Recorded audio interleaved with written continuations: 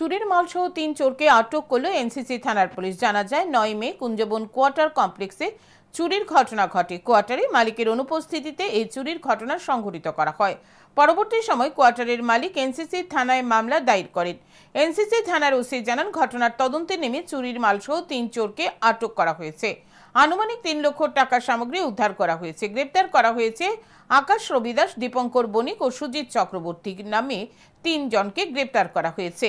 রবিবার পুলিশ রিমান্ডের আর্জি জানিয়ে ধৃতদের আদালতে সোপর্দ করে পুলিশ।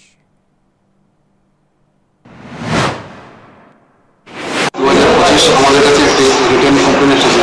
সাময়িক বাজার কুঞ্জবন টাউনশিপে একটি কোয়ার্টারের চুরি সংঘটিত হয় এবং যে কোয়ার্টারের ওনার উনি ঘরে ছিলেন এবং লক অবস্থায় ছিল। সেই তদন্তের ভিত্তিতে আমরা ক্যাবে রেজিস্টার করি এবং 3 জন চুরিকে আমরা আটক করতে সক্ষম হই।